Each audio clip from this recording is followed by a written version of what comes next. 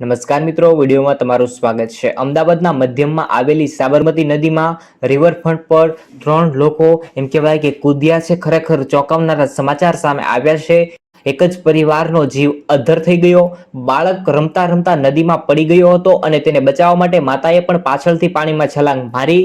જ્યારે બંને ડૂબવા લાગ્યા તો પિતાએ પણ તે લોકોને બચાવવા માટે પાણીની અંદર ઝંપલાવ્યું હતું અને હાલમાં એમ કહેવાય કે ભાગ્યે તેમનો બચાવ થયો છે।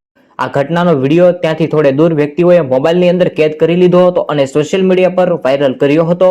અમદાવાદના રિવર પર મોટી સંખ્યામાં સહેલીઓ ફરવા આવતા હોય છે। ખાસ કરીએ તો હાલમાં વેકેશનનો સમય ચાલી રહ્યો છે, એટલે મોટાભાગના પરિવારજનો ત્યાં ફરવા માટે અને એન્જોય કરવા માટે આવતા હોય છે।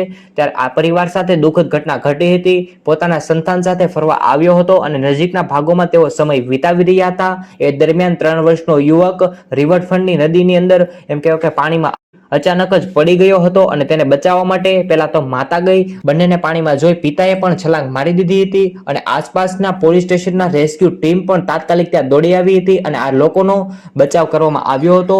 ખરેખર તેમને બચાવી લેવામાં આવ્યા હતા અને આવી રીતે સમગ્ર જે ઘટના ઘટી છે તેને લઈ તમારે શું કહેવું છે જરૂરથી કોમેન્ટ કરો।